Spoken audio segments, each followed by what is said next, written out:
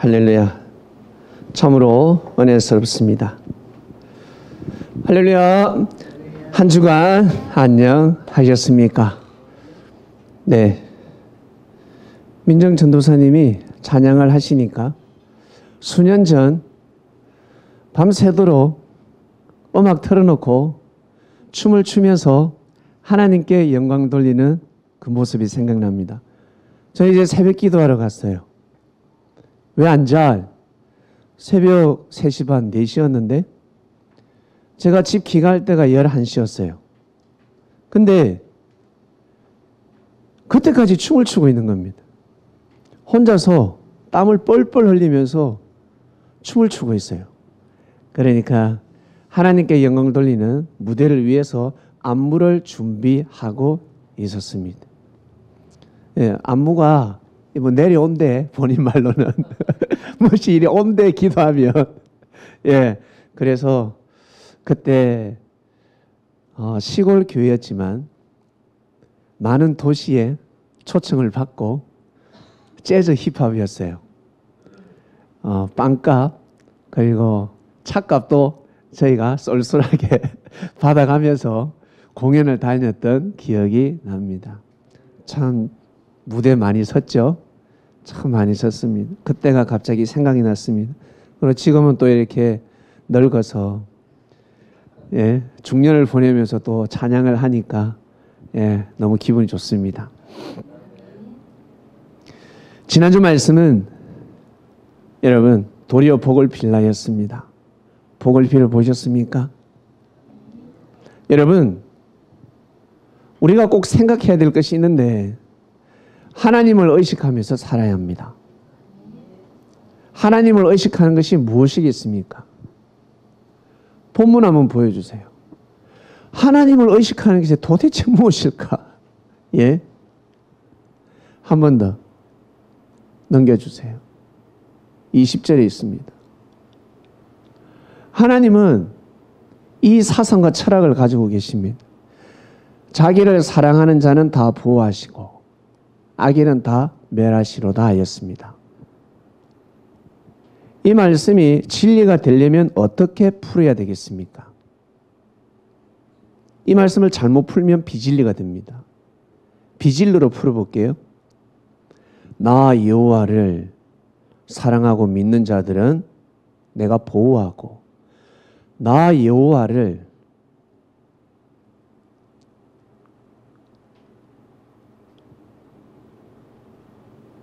욕하는 사람, 악평하는 사람을 악인이라 하죠. 여호와를 무시하는 사람. 그러면 멸하신대요. 진리는 남녀노소를 불문해서 종교를 떠나서 들으면 맞다라고 해야 하는 것이 진리입니다. 그래서 진리를 상식이라고 합니다. 누구는 믿을 수 있고 누구는 못 믿는다 그러면 진리가 될 수 없습니다. 이 말씀이 진리가 되려면 무엇이냐면 여호와께서 자기를 사랑하는 자 다 보호한다 했습니다. 하나님을 사랑하는 자. 그러니까 이 여호와를 풀어야 됩니다. 여호와는 창조주십니다. 이 창조주는 바로 말씀입니다. 진리입니다. 진리로 이 세상을 창조하셨습니다. 사랑으로 창조하셨습니다. 어떤 교리로 창조한 것이 아닙니다. 사랑으로 이 세상을 창조했기 때문에 생명을 사랑하는 자는 하나님이 보호하시고 생명을 사랑하는 것 자체가 만물을 사랑하는 그 자체가 하나님을 사랑하는 겁니다. 주여 여호와를 사랑합니다. 성경을 늘 끼고 다니고 예배도 잘 드리고 새벽 기도도 잘하고 우리가 보기에는 여호와를 사랑하는 것 같죠. 근데 만물을 훼손시킵니다. 나무를 함부로 꺾고 쓰레기를 함부로 버리고 공장 폐수를 하수구에 함부로 흘려보내고 왜 돈 때문에 그리고 만물의 영장인 사람을 함부로 이렇게 마음을 삶을 훼손시킵니다. 그러면 악인이 되는 겁니다. 하나님 보시기에는 악인입니다. 아무리 성경을 많이 알고 성경을 중심하고 여호와를 믿는다 해도 하나님 보시기에는 이미 어긋났습니다. 그래서 그러한 악인은 멸합니다. 그래서 이스라엘 백성들 결국 심판받았잖아요. 그 선민의식 가진 자들이 결국은 악인이 되어버렸습니다. 왜? 생명을 죽였기 때문에. 생명을 함부로 여기고 생명을 함부로 대하고 심판했기 때문에 결국 망했습니다. 하나님을 잘못 믿은 것은 바로 생명을 잘못 대하면 그렇게 되는 것입니다.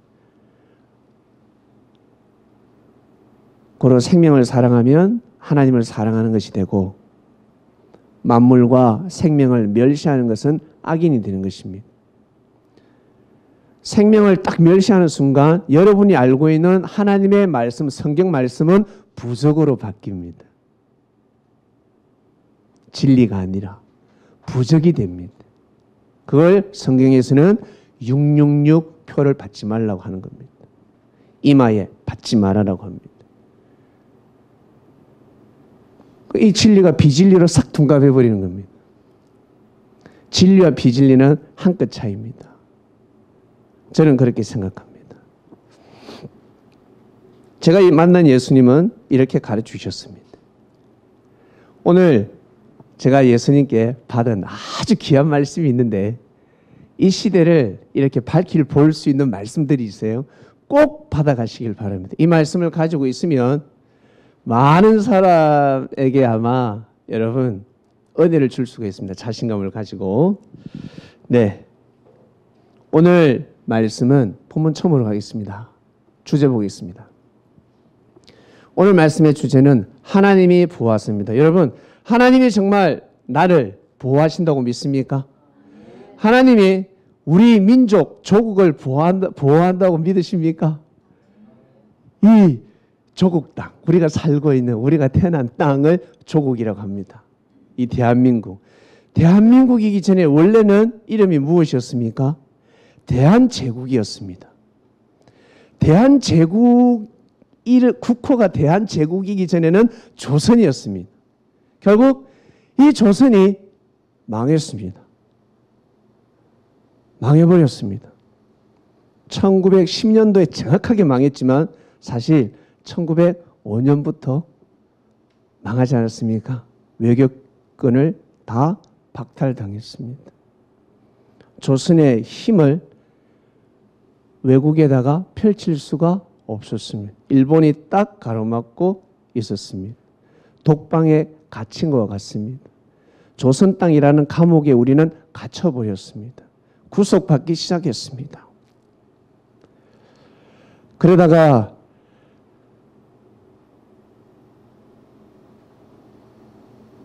1910년에 우리나라는 완전히 망해버렸습니다. 거기에 큰 실망과 죄책감을 느낀 신규식이라는 이 선생님이 독립군인데 이분이 자살을 시도합니다. 내가 군인인데 이 나라를 지키지 못했구나. 내 책임도 크다. 죽자. 그래서 약을 마셨습니다. 죽음의 약을 마셔버렸습니다. 근데 살아버렸어요. 자기는 죽으려고 했는데 살았습니다. 그 후유증으로 시신경이 마비가 되어가지고 이 눈이 한쪽으로 돌아갔다고 합니다.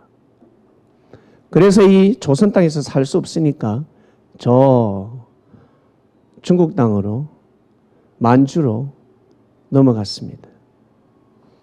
너무너무 고통스러운 겁니다. 너무너무 힘들고.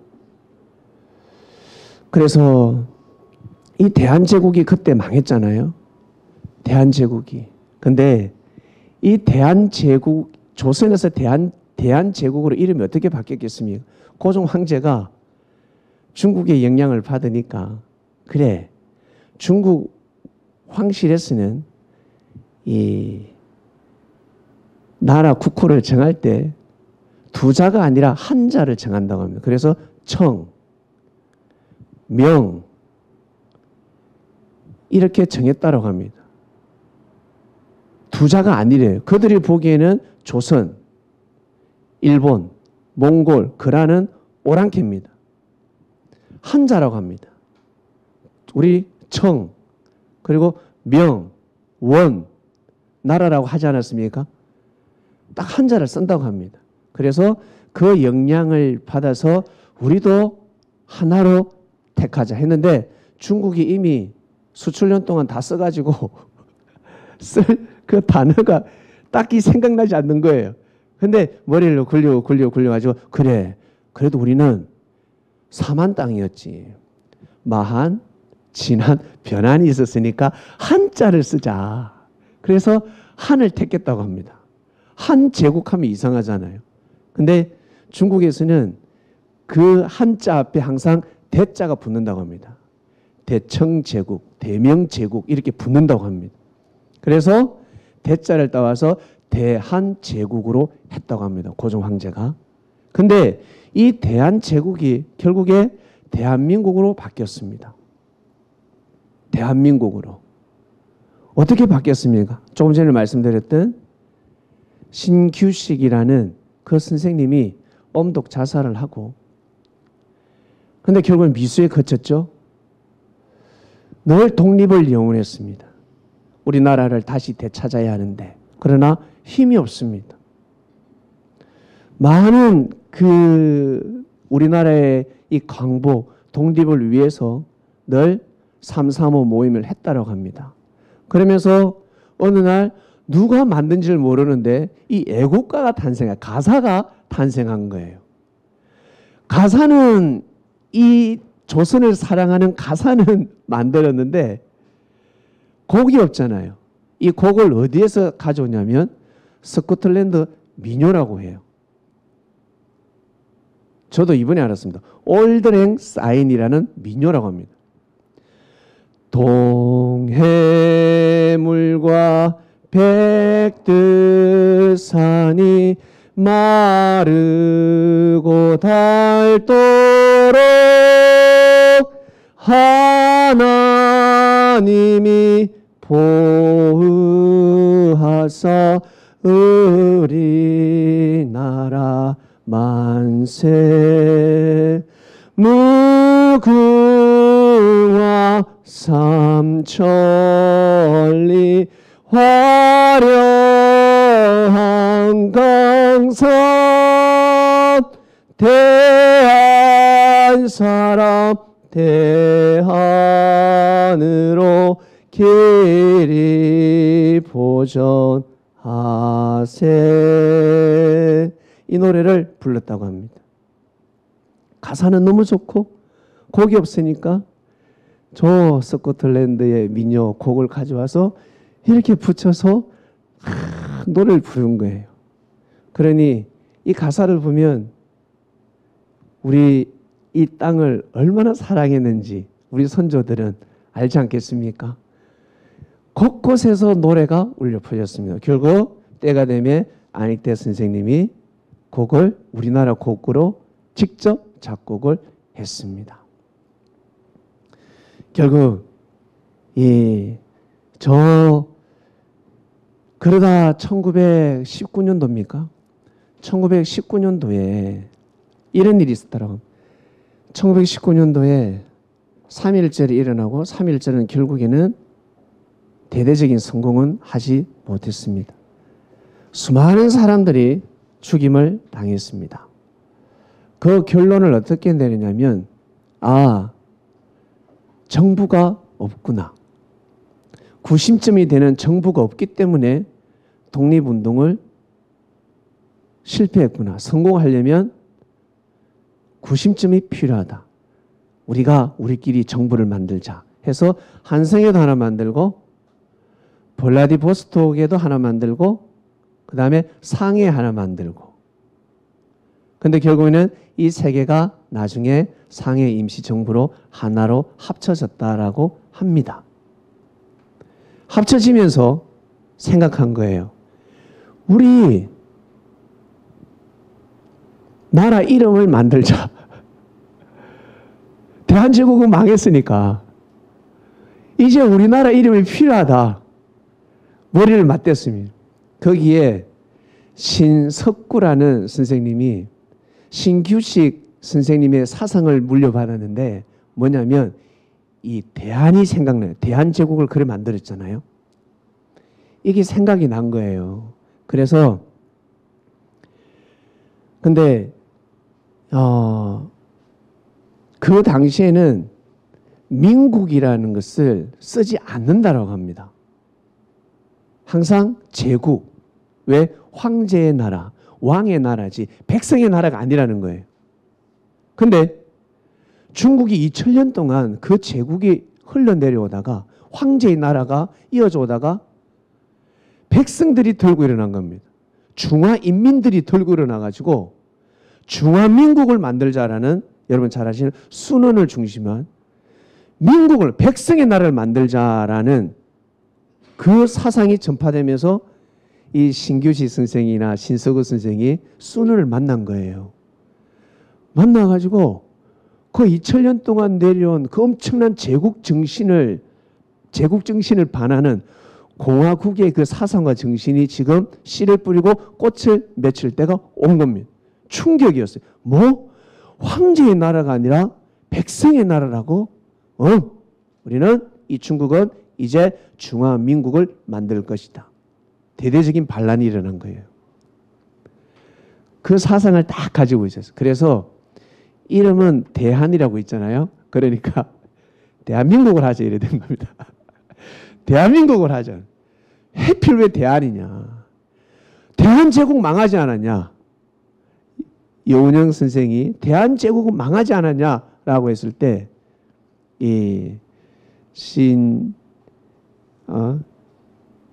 제가 뭐라 했죠? 신규식 말고 이 선생이 뭐라고 했냐면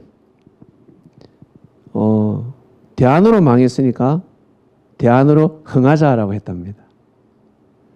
대안으로 망했으니 대안으로 흥하자. 그래서 대한민국이 되었다라고 합니다. 그러다가 여러분 1945년도에 진짜 해방이 되었습니다.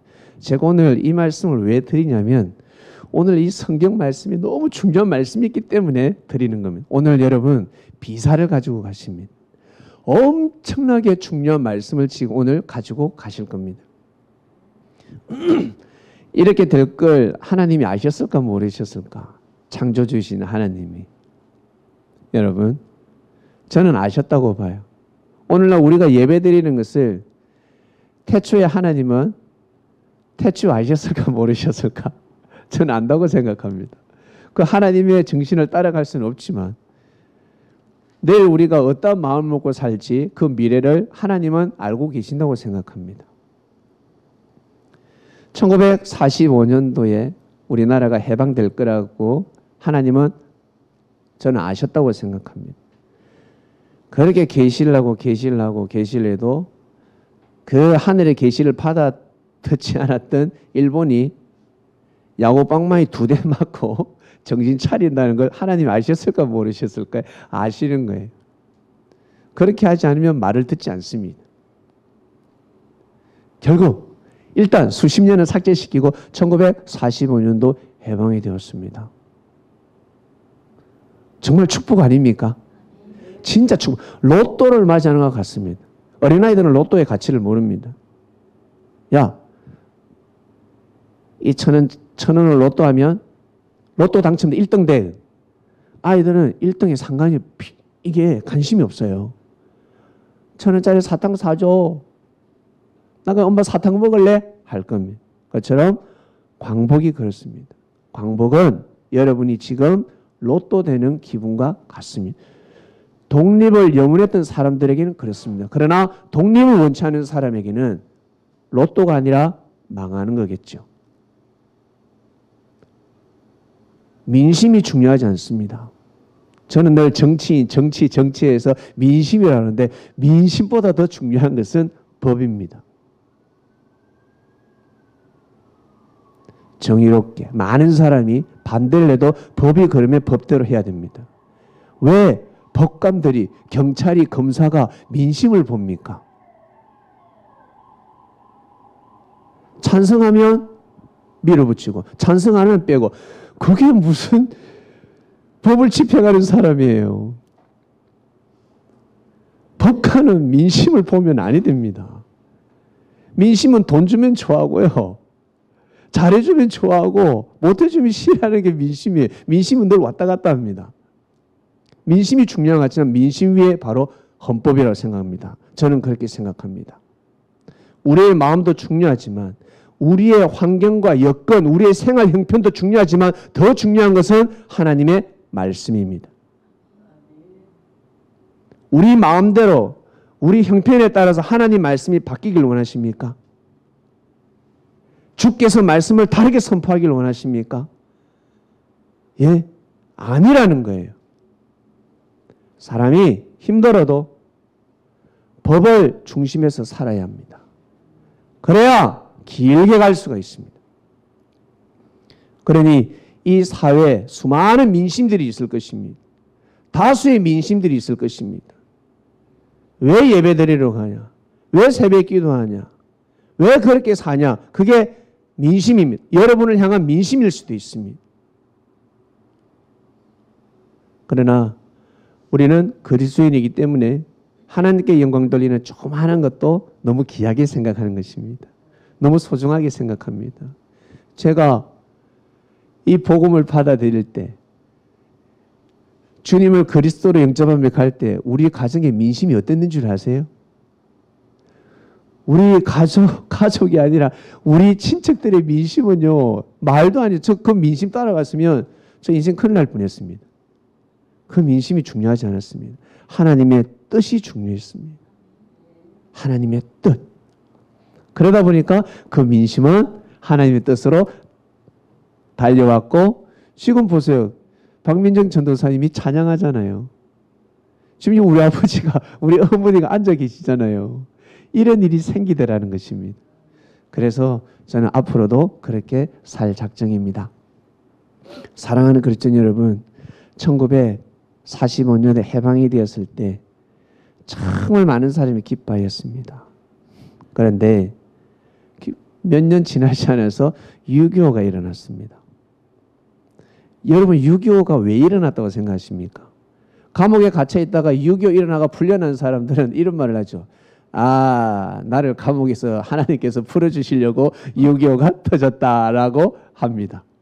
네, 그런 말 함부로 하면요 큰일 나요. 예, 많은 논리가 있을 거예요. 여러분은 6.25가 왜 일어났다고 생각하십니까? 저는 왜 일어나냐고 생각하냐면, 그래서 오늘 이 말씀을 드립니다. 하나님이 섭리를 하실 때 천사도 알지만 사단도 압니다. 사단. 천사들은 하나님의 역사를 보호합니다. 다른 말로 보혜사라고 합니다. 영들이 와서 그러니까 진짜 그 하늘나라에 있는 하나님의 그 천사들이 이 땅에 와서 우리 인간들이 하나님의 뜻을 잘 받들어서 그 땅을 이 땅에 실현할 수 있도록 성령을 부어줍니다. 많은 은혜를 내려줍니다. 이것을 반대하는 무리가 있을진데 바로 사단이라고 합니다. 사단이 눈치를 챕니다. 본문 한번 띄워주세요. 도표. 여러분이 제일 싫어하는 창세기 5장. 싫어하는 것보다 중요하게 생각하지 않죠. 그리고 감동이 안 됩니다. 아담이 130세에 셋을 낳고, 셋이 105세에 에노스를 낳고, 에노스가 90세에 게난을 낳고, 게난이 70세에 마할랄렐을 낳고, 마할랄렐이 65세에 야렛을 낳고, 야렛이 162세에 에녹을 낳습니다. 에녹은 65세에 모두셀라를 낳고, 모두셀라는 187세에 라멕을 낳고, 라멕은 182세에 노아를 낳습니다. 고로 아담부터 노아까지, 아담에서부터 노아가 탄생에까지 1056년이 걸렸습니다. 하나님이 이것을 왜 기록해 놓으셨을까? 이때는 이렇게 인간이 얼만큼 살고 이렇게 살고 이렇게 살고, 그게 것이 아니라 엄청난 하나님의 계시가 있었습니다. 계시가 있습니다. 하나님은 창세 천지를 창조하실 때부터 모든 계획이 있으세요. 우리는 그것을 알지 못하지만 역사가 지나면 알게 되고, 그리고 선지자들은 역사가 시작되기 전부터 조금 가늠할 뿐입니다. 이 숫자가 아담이 셋을 130세에 낳았다고 기억해라 이거보다 더 큰 의미가 있을진데 잘 기억하세요. 1056년. 그 다음 노아 보겠습니다. 창세기 7장으로 합니다. 11장입니다. 창세기 11장에 보면 노아가 셈을 500세 된 후에 낳았다고 합니다. 그러니까 501세인지 508세인지 몰라요. 알 수가 없어요. 그런데 성경에 딱 한 줄이 있습니다. 노아가 셈을 낳을 때는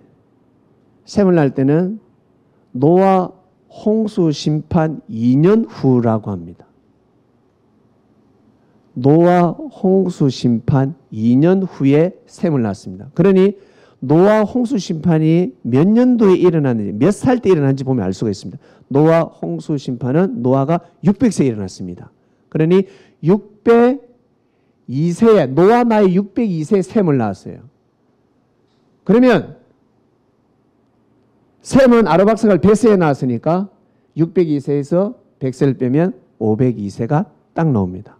그리고 노아는 502세에 셈을 낳았다라고 합니다. 하나님이 저것은 딱 빼놓으셨어요. 함부로 이거 계산 못하게 하시려고 그러신가 봐요. 자, 셈은 100세 아르박삭을 낳고 아르박삭은 35세 셀 낳고 셀라는 30세 에벨을 낳고 에벨은 34세 벨렉을 낳고 벨렉은 30세 러우를 낳고 러우는 32세 서룩을 낳고 서룩은 30세 나홀을 낳고 나홀은 29세에 데라를 낳고 데라는 70세에 아브라함을 낳습니다. 총 보겠습니다. 아담부터 시작해서 아브라함 탄생하기까지 몇 년 걸렸냐면 1948년 걸렸습니다. 엄청 중요하니까 오늘 꼭 가져가셔야 됩니다. 리차드님, 자, 힘내시길 바랍니다. 자, 엄청 중요한 말씀입니다. 꼭. 자, 아담부터, 그러니까 아담부터 아브라함 탄생하기까지 몇 년 걸리냐면 1948년이 걸렸습니다. 반주자님, 아담부터 하나님의 섭리가 시작되고 나서 아브라함 탄생까지 1948년이 걸렸습니다. 아시겠죠? 1948년이 걸렸습니다. 여러분, 아브라함은 어떤 존재입니까? 아브라함이라고 하면 우리는 아브라함은 좀 거리가 멀지만 이스라엘은 아브라함 하면 죽어라고 하면 눈도 감습니다. 아브라함의 하나님, 이삭의 하나님, 야곱의 하나님. 여기는 삼일체입니다. 아브라함, 이삭, 야곱. 아브라함을 욕하면 이스라엘에서 살 수가 없습니다. 이스라엘 땅에서 아브라함을 저주 한번 해보세요. 뺨 정도 맞습니다. 그러나 이슬람교에 가서 아브라함을 욕하면 뺨을 맞을 정도가 아니라 머리까지 뜯기고 구타도 당할 수가 있습니다. 아브라함의 하나님을 저주하면 큰일 나는 것입니다. 결국 아브라함을 통해서 결국 유대교가, 이슬람교가, 그리고 기독교까지 이어집니다. 아브라함의 탄생은 너무너무 소중합니다. 열국의 아비입니다. 아브라함은요. 그런데 이 아브라함이 1948년 만에 태어나서 그 다음 본문 보겠습니다. 75세에 부름을 받습니다. 75세 나이에. 여호와께서 아브라함에게 이르시되 너는 너의 고향과 친척 아비 집을 떠나 내가 네게 보여줄 땅으로 가라 했습니다. 내가 너로 큰 민족을 이루고 네게 복을 주어 네 이름을 창대케 한다 했습니다. 내 말만 들으면 네 일이 된다 했습니다. 너를 축복하는 자에는 내가 복을 내리고 너를 저주하는 자에는 내가 저주한다. 땅의 모든 족속이 너로 말미암아 복을 얻을 것이라. 이 아브라함이 여호와의 말씀을 따라가고 롯도 그와 함께 갔으니 아브라함이 하나님을 떠날 때 75세입니다. 75세. 1948년 만에 태어났고 그 다음에 아브라함이 본격적으로 출발할 때 75를 더하면 2023이 나옵니다. 고로 여러분 AD 1948년 생각해 보세요. 하나님은 동시성의 역사. AD 1948년에 어떤 일이 일어났습니까? 이스라엘이 탄생했잖아요. 이스라엘이 1948년도에 이스라엘이 나라를 되찾습니다. 나라가 탄생합니다. 그리고 이 대한민국은 1948년도에 임시정부를 수립합니다. 대한민국이 드디어 1945년에 해방되고 나서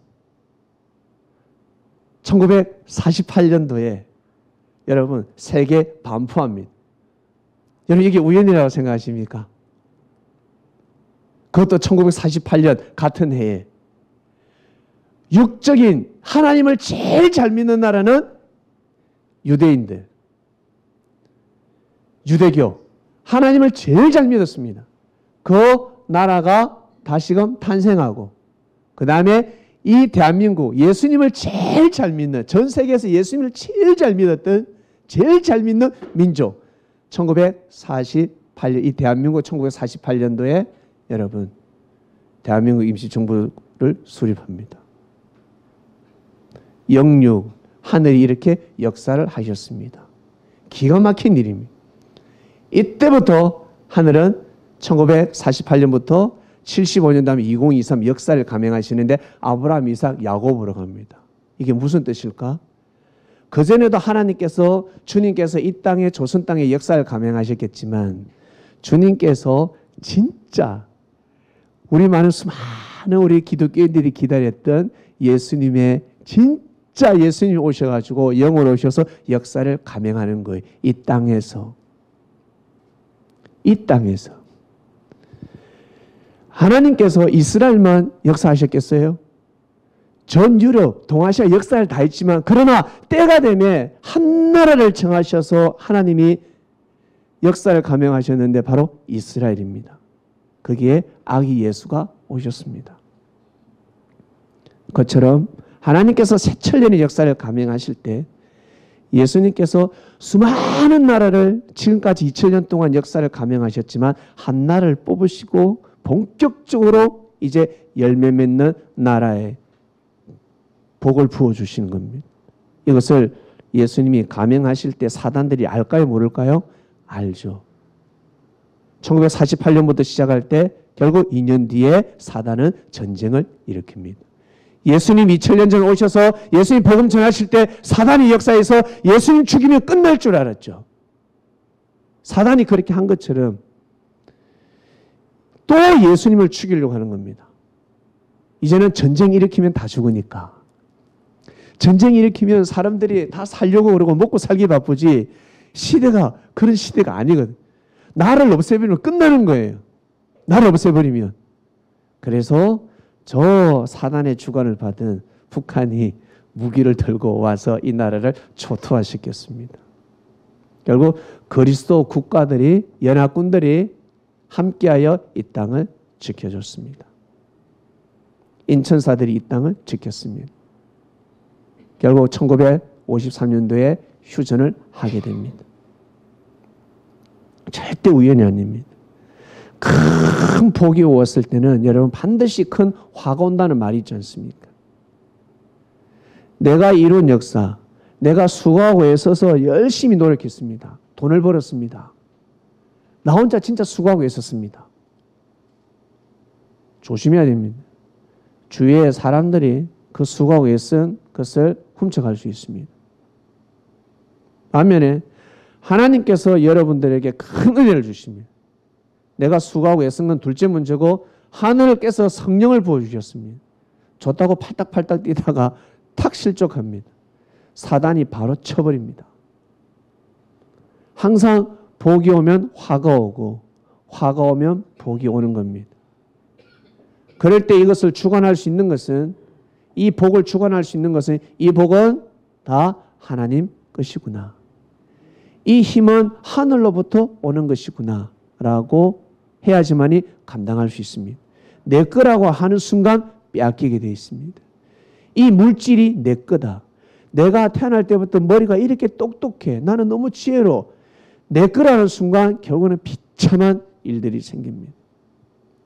물론 뜻에 의해서 생길 수도 있지만 대부분 사단들이 개입을 합니다. 인생을 살아보신 어른들은 인생에 대해서 너무너무 잘 아실 겁니다. 내가 아무리 수고하고 있어도 안 되는 건 안 되는 거구나. 왜? 영적인 문제가 있기 때문에 그렇습니다. 사랑하는 그리스도 여러분, 1948년부터 75를 한번 더 해보세요. 그러면 2023년입니다. 이 75년 동안 아브라함, 이삭, 야곱의 역사가 흘러갑니다. 그래서 정치, 경제, 종교 할 것 없이 1948년부터 3등분을 딱 해보세요. 75년을 3등분 딱 하면 처음에는 아브라함 형들이 등장합니다. 정치도 그렇고 경제도 그렇고 주목정의도 그렇고. 그래서 우리나라가 어때요? 1948년도에 어땠습니까? 전 세계에서 싸움 잘하는 사람 우리나라에 다 있었습니다. 일본에서는 칼을 들고 사무라이하고 싸워도 맨주먹이 이깁니다. 놀라운. 그리고 재벌가들이 그때 탄생합니다. 우리나라 재벌가 총수들이 아브라함형 총수들이, 그리고 정치도 마찬가지고 종교도 마찬가지고, 그 다음에는 이삭형으로 넘어갑니다.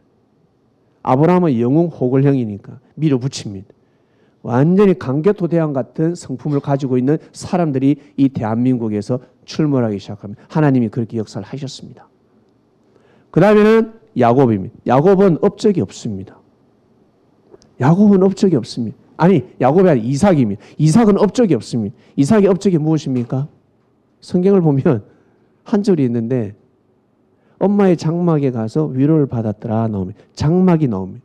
그래서 이 이삭형 그 기간 때에는 이 나라가 건물이 막 올라가기 시작합니다. 대형 교회가 세워지기 시작합니다. 건물이 막 올라가고 난리가 납니다. 그러니 사람이 안식을 누릴 수 있는 회사, 그리고 뭐 쇼핑몰부터 시작해서 그리고 성전에 이르기까지 전 세계에서 제일 큰 교회 3대 교회가 들어서 버렸습니다. 그 다음에는 야곱형으로 갑니다. 아브라함, 이삭, 야곱. 야곱하면 12지파입니다. 기독교 안에서도 개신교 안에서도 12지파로 나눠집니다. 장로교, 감리교부터 시작해서 이렇게 쫙 역사가 지나보면 알게 될 겁니다. 제가 말을 다 할 수는 없습니다. 지나보면 알겠죠. 제가 드리고 싶은 말씀은 무엇이냐면 이게 핵심입니다. 예수님이 영으로 오셔서 역사를 감행하시는데 1948년부터 2023 이 75년 동안 이 조선 땅, 대한제국, 대한민국을 중심해서 영적인 역사를 감행하십니다. 그래서 메시아급의 말씀이 선포가 됩니다. 문자적인 말씀이 아니라 비유 말씀이 풀어지는 겁니다. 성경에 감춰져 있던 창세부터 감춰진 말씀들이 확 풀어져요. 메시아급의 말씀이 선포가 됐기 때문에 전 세계에서 우리나라가 메시아가 제일 많습니다. 1948년부터 2023년 여러분 컴퓨터 쳐서 통계를 한번 내보시길 바랍니다. 곳곳에서 출몰합니다. 작은 교단을 이룬 메시아가 있고 큰 교단을 이룬 메시아가 있고 세계적으로 복음이 전파된 메시아가 있습니다. 아니면 성경에 예언되어 있다라고도 또 이야기를 합니다. 왜 그럴까? 이미 하나님께서는 이러한 역사를 준비해 놓으셨습니다.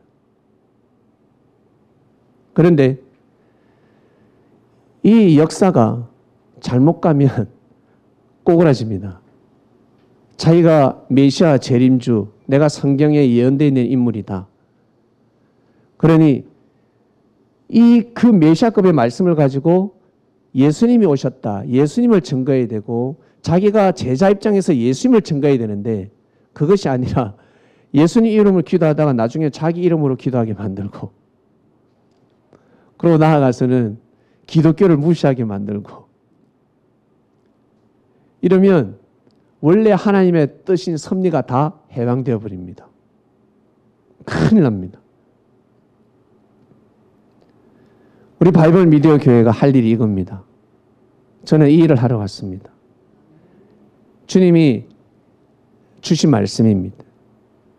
내가 그 말씀을 내려줬더만, 메시아급의 말씀을 내려줬더만 제자 입장에서 말씀을 전해야 되는데 본인이 그리스도가 되고 메시아가 되고 내가 성경 예언된 인물이라면서 기독교 역사가 해방될 수도 있고 천주교의 그리스도의 그 역사, 개신교의 그 역사가 원래는 진리가 오면 여러분 하나 되게 되어 있습니다. 완벽한 말씀이기 때문에. 우리나라에 메시아가 왜 많은 줄 아시겠죠? 우리 조상들부터 그 씨를 뿌려놨어요. 그리고 주위에 아마 나는 저분을 메시아로 믿는다 이렇게 신앙생활하는 지인들도 있을 거예요. 혹시 반주사님 주변에 있습니까? 예? 없어요? 다행이네. 저는 그런 사람을 본 적이 있습니다. 그건 내버려두면 됩니다. 놔두면 됩니다. 자, 절대 싸우지 마시고 종교전쟁하지 마시고 그래서 저희들은 싸우지 말자라고 하는 겁니다. 절대 싸우면 아니 된다. 우리가 말씀을 알면 알수록 하나님의 뜻을 알면 알수록 반드시 십자가의 길을 가야 합니다. 누가 오른밤을 때립니까? 그 왼밤 떼주시기 바랍니다. 때리지 마시고 대적하지 말고. 누가 혹시 감옥에 가뒀습니까? 그럼 감옥에 가시길 바랍니다. 억울하면 풀려나겠지. 누명 썼으면 다 해명이 되겠지. 내 대신에 네가 가라. 그리고 나를 감옥에 보내려고 한다. 저들을 대적하라. 그건 그리스도 사상이 아니죠. 참 안타깝습니다. 우리 그리스도인들은 반드시 십자가의 길을 가야 합니다. 내가 뿌린 씨는 내가 거둬야 합니다. 그리고 많은 성도들을 회개기도 시키고 회개기도 할 게 뭐가 있습니까? 예? 무슨 회개기도를 해야 됩니까? 지도자가 잘못했으면 본인이 회개기도 끝내야지.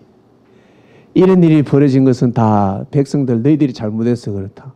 예수님은 절대 그렇게 말씀하지 않았습니다. 비진리를 막 선포하는 겁니다. 고생하지 말아야 될 것을 더 고생하게 만들고 더 분란을 일으키고 싸움하게 만들고 더 대적하게 만들고 싸우지 마라. 내가 짊어질 십자가다 하면서 그 십자가를 가야지요. 당당하게. 우리 바이블 미디어 그리스도인들은 꼭 그렇게 하시길 바랍니다. 저는 이 역사를 회복시킬 사람을 찾고 있습니다. 제가 찾을 수 없습니다. 주님이 보내주길 기다리고 있습니다. 아브라함, 이삭, 야곱의 역사가 있습니다. 아브라함, 이삭, 야곱이 아무리 잘 나가고 광대해도 요셉이 없으면 다 죽습니다. 아브라함, 이삭, 야곱의 가문이 살 수 있었던 것은 요셉 때문에 살았습니다. 요셉이 아니었으면 아브라함의 가문은 문을 닫았습니다. 역사 또한 마찬가지입니다. 1948년부터 2023 이 엄청난 중요한 75년 아브라함, 이삭, 야곱의 이 역사가 요셉의 역사, 회복의 역사가 출발되지 않으면 다 이단 사이비로 끝나버립니다. 큰일 납니다. 그래서 보이지 않는 전쟁이 계속 일어나고 있습니다. 그러나 주님께서는 분명히 회복의 역사를 감행하실 줄로 믿습니다. 왜 오늘 그 말씀을 가지고 가는 겁니다. 우리나라에 왜 이렇게 메시아가 많을까? 왜 이렇게 재림주가 많지? 왜 이렇게 서로 싸우고 난리지? 라고 할 겁니다. 하나님의 이상세계는 예정되어 있습니다. 이사야서에도 예정되어 있고 요한계시록에도 예정되어 있습니다. 그러나 이사야 선지자의 예언은 깨졌습니다. 원래는 그 예언을 이루어야 되는데 그처럼 지금 요한계시록의 예언도 깨어지고 있습니다. 2000년 동안 깨어져 왔습니다. 1948년부터 2023 이 사이에 이 예언을 이루어야 합니다. 메시아급의 말씀을 가지고 왔으니 그 말씀을 선포하는 자는 십자가를 짊어지고 천주교와 개신교를 품고 성도들을 교육시키고 성령의 은혜를 부으면서 하면 이상세계가 되는 겁니다. 근데 본인이 메시아가 되니까 다 깨지는 겁니다. 요한계시록의 말씀의 예언이 다 깨지는 겁니다. 그걸 이루어야 되는데 그러한 시대가 여러분 쑥 지났습니다. 그래서 지금은 와 하늘에서 누가 온다. 그리고 저기 메시아에 있다, 저기 있다 안 가잖아요. 숨겨야 갑니다. 메시아 재림주가 있는 그 단체에서 그걸 숨겨야 간다고요. 우리 저분이 메시아야, 오리란 재림주야, 이걸 숨겨야 간다니까요. 말하면 절대 가지 않습니다. 그러나 좋은 말씀, 그 비유의 말씀을, 밝히는 말씀을 전하면서 가자, 예배드리러 가자. 그리고 말씀을 또 다 들어야 예배를 참석해요. 예배는 자유롭게 참석해야 됩니다. 재림주라고 하면 이거 다 배워야 된대. 제가 그런 단체를 몇 개나 봤습니다. 머리 아픕니다. 예배는 자연스러워야 되고, 예배는 그 누구든 일자 무식도 진짜 성경에 대해서 모르는 사람 아무것도 몰라도 와서 은혜를 느껴야 되는 겁니다. 예수님이 그렇게 복음을 전했단 말이에요. 사랑을 전했기 때문에 그렇습니다. 교리를 전한 것이 아니라. 예수님은 사랑의 메시지를 전했기 때문에 많은 사람을 구원시킬 수가 있었습니다. 1948년부터 시작해서 2023 아브라함, 이삭, 야곱 이때 해당되는 많은 종교단체가 있습니다. 시간이 지나면 대표적으로 하나씩은 뽑을 수가 있을 겁니다. 아브라함형 많은 단체가 있습니다. 이삭형에 많은 단체가 있고 야곱형에 많은 단체가 있습니다. 역사가 지나면 알 수가 있습니다. 그러나 중요한 것은 그렇게 능력과 권능을 받은 그 사명자들은 절대로 본인이 메시아라고 해서는 아니 되는 겁니다. 내가 재림주라고 하면 아니 되는 겁니다. 그러면 살아생전에는 역사가 가는데 그 종교 창시자가 죽으면 역사는 꼬그라집니다. 멈춰버립니다. 선풍기 선 탁 뽑는 것과 똑같습니다. 그리고 아브라함, 이삭, 야곱의 그 사명에 해당되는 사람들은 2024년 되면 선풍기가 탁 코다가 뽑아졌습니다. 아무리 해도 안 돼요. 힘들어요. 그전에는 잘 됐습니다. 그전에는 잘 됐는데 2023년 이후로는 너무 힘들어. 그냥 저절로 성령의 바람이 불어야 되는데 엄청나게 노를 져야 됩니다. 역풍을 맞이하고 땀을 뻘뻘 흘리면서 그때는 이 담만 탁 올려도 바람이 불어서 갔는데 역사가 그렇습니다. 그걸 다른 말로 때라고 합니다. 그래서 여러분 우리 바이블 미디어 성도님들은 오늘 말씀은 그겁니다. 두 가지가 있는데 하나는 우리 이 대한민국이 이렇게 수많은 사람들의 피 흘림으로 인해서 불가능한 일이 가능하게 됐구나. 이 가운데는 하나님이 보호하사였구나. 왜 이러한 일이 일어났을까? 이 대한민국에서 전쟁도 일어나고 일제도 오고 또 전쟁도 일어나고 핵심 무엇이겠습니까? 바로 세천년의 역사가 이 대한민국에서 시작된다는 겁니다. 아브라함이 1948년 만에 탄생하듯이 결국 AD 1948년도에 이스라엘이 탄생하고 이 대한민국이 탄생한 것입니다.